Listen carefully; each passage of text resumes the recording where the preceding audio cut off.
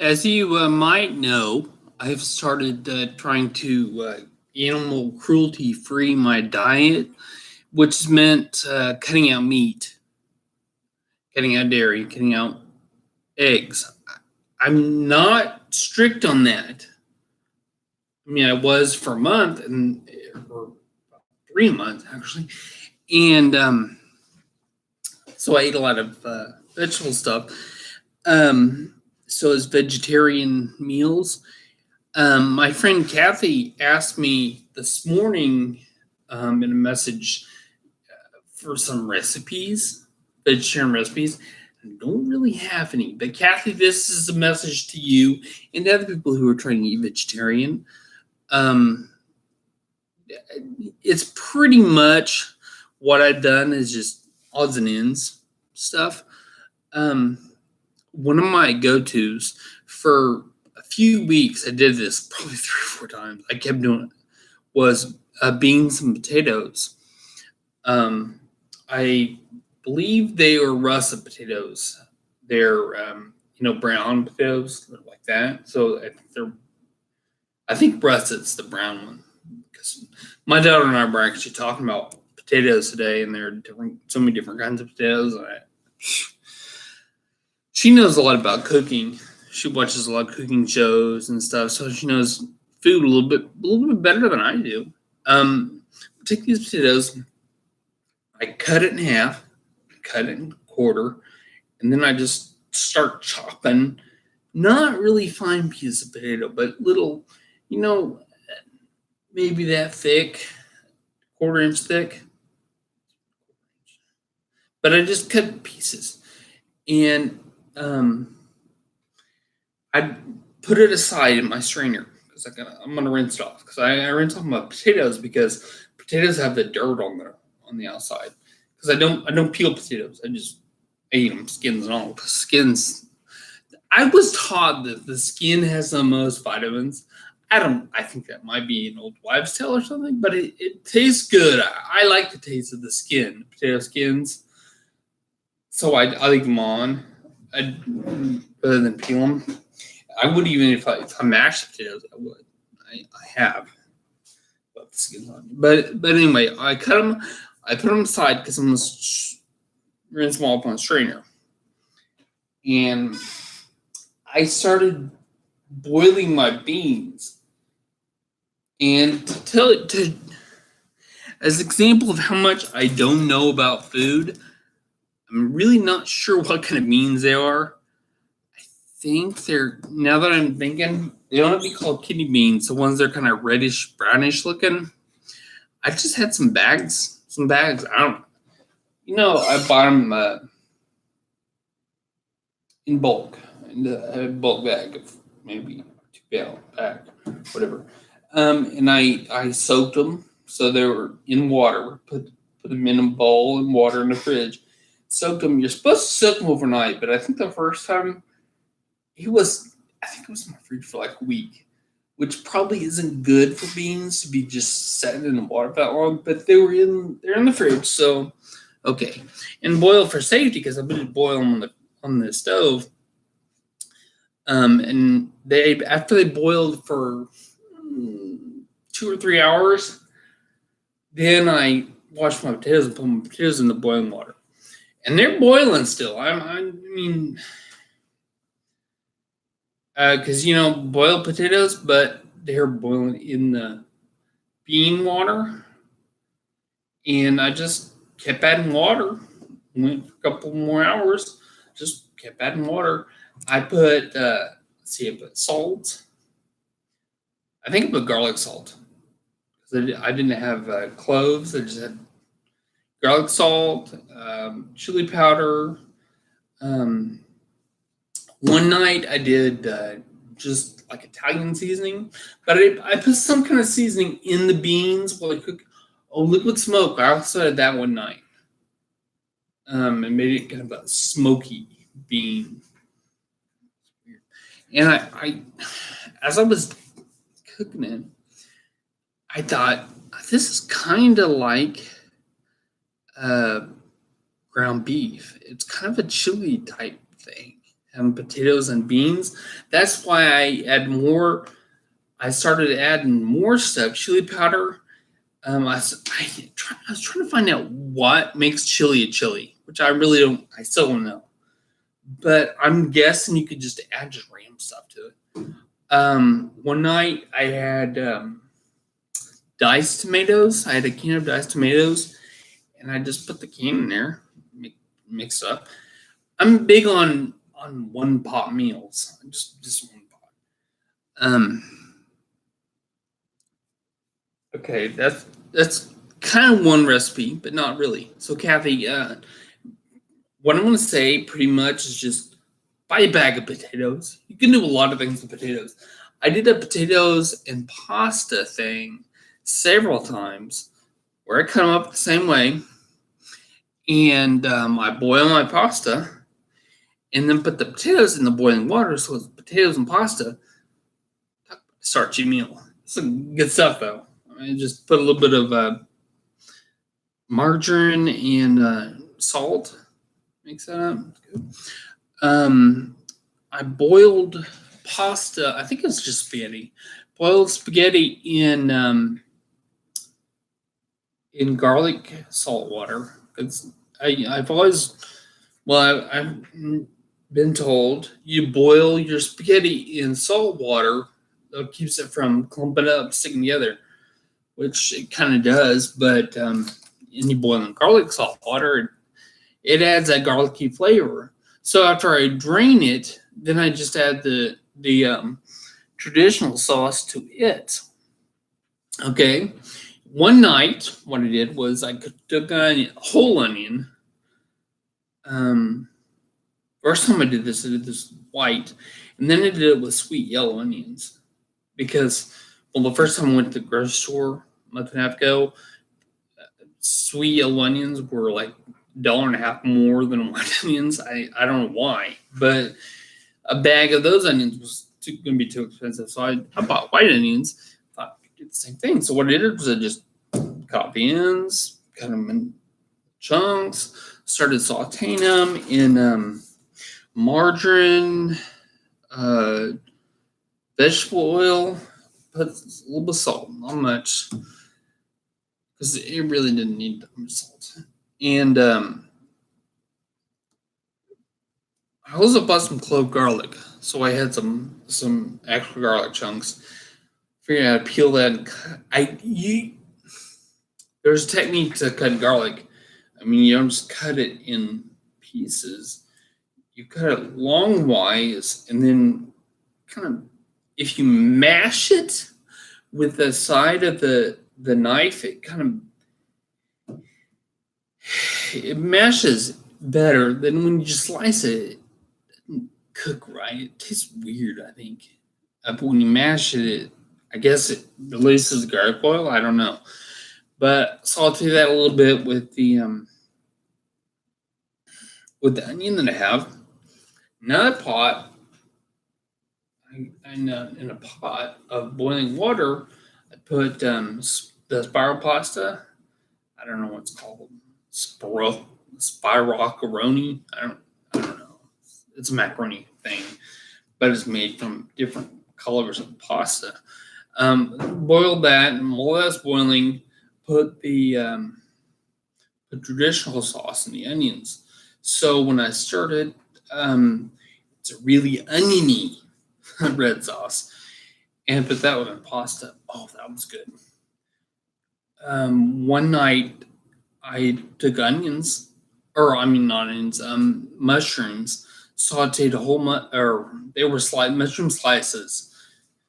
I bought one of those things, mushroom slices, sauteed those with some garlic clove, and put traditional sauce with it. That was really good.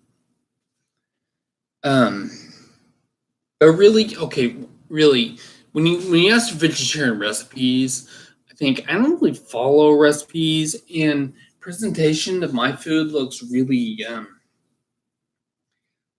it looks gross a lot of times. Some people, well, to me it looks really good, but because I did one pot meals, one of my Facebook friends commented about how everything I make looks just brown mush, but good for me. I like it. I don't know, good for you. Because and that's what it is. Since I do one pot meals, it looks like brown mush. I put a lot of stuff in there.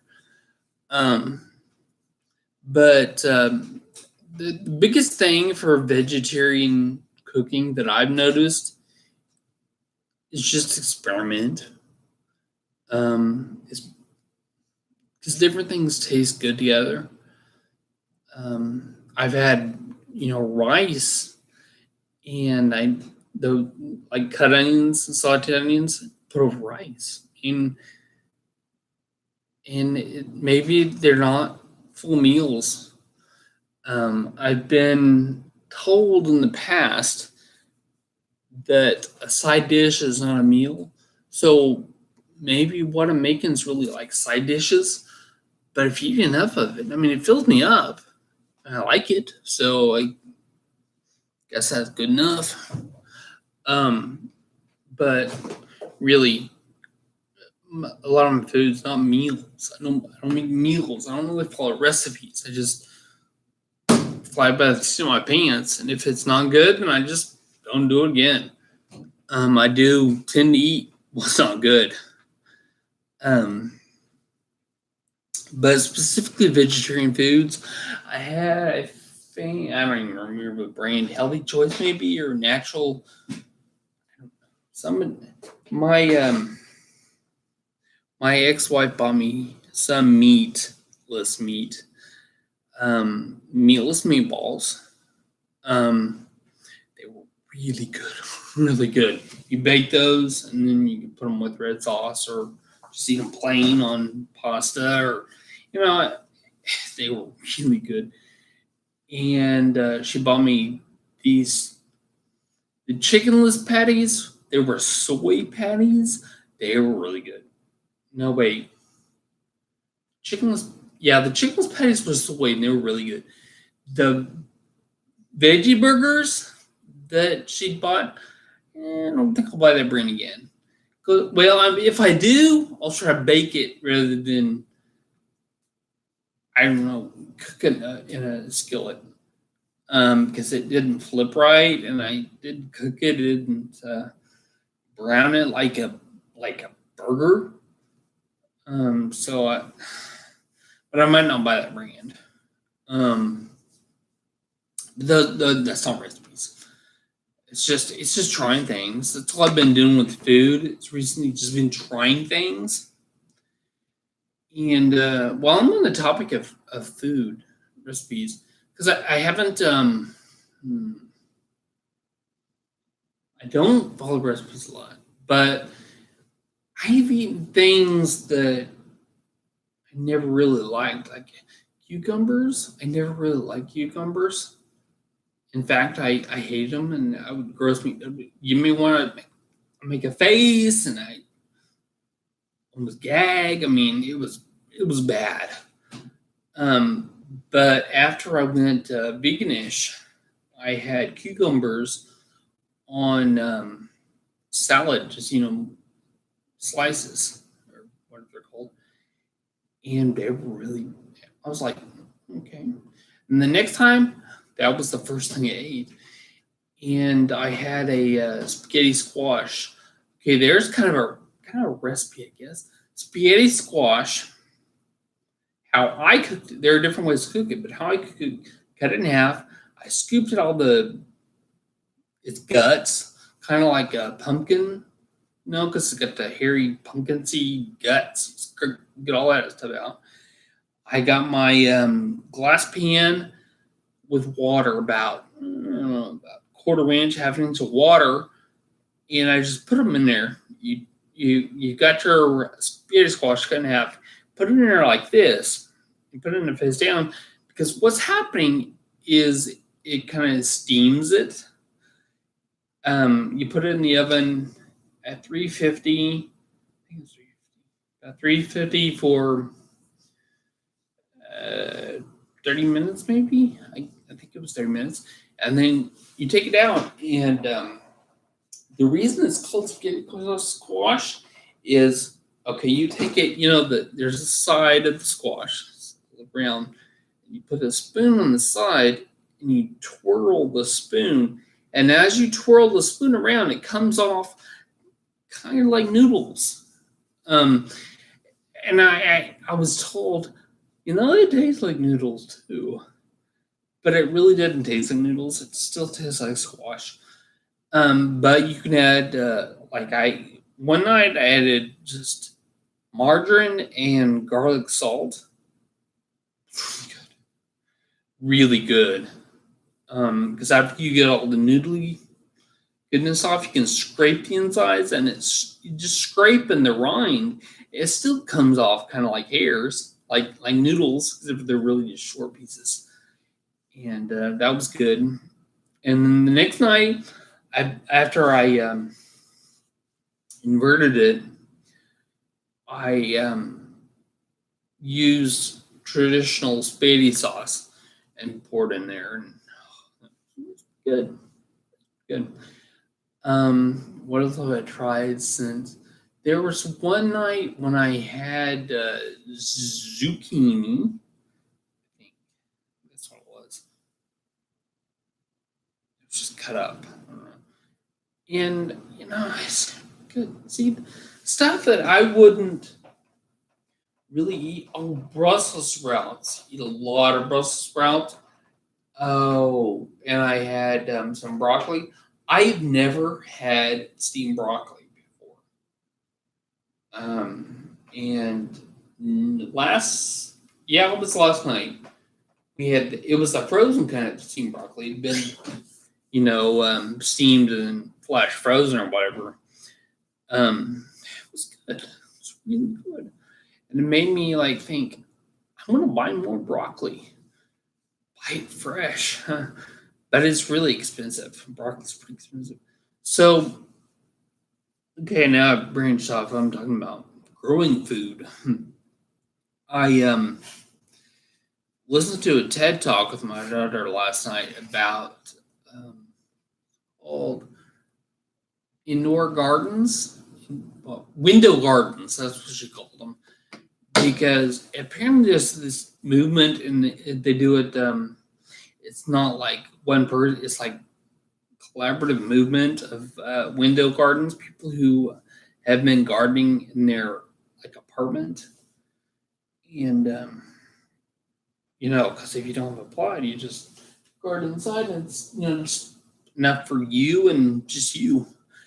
And I thought I could do that with the extra bedrooms. I had to get a 2-bedroom apartment. One bedroom could be my hydroponics garden. I'd say hydroponics because that's what they mostly use. They don't use soil. They use water and a nutrient clay. I need to watch the videos and learn more about it, but I'm like, hey, I can grow tomatoes and grow my own cucumbers. Maybe I could grow broccoli. Maybe, I'm like beans. Oh, I love beans, but I don't know if I don't know anything about gardening. I want to learn more. Because I love eating food, raw food, and that's and I want to in the future. One of my dreams is living off the grid, having my own garden slash cropland. Not really crops. I mean, I guess it would be crops, even though I'm not talking about becoming a factory farm. Just make enough for me, like grow my own wheat, and grow my own sunflowers. It's like sunflower seeds, sunflower oil. Learn how to make some of that stuff. So when I live off the grid, I'm not dependent on somebody else for food either. I'm growing my own. That's one of my daydreams. Something I like to do. And that's all I've said about it now.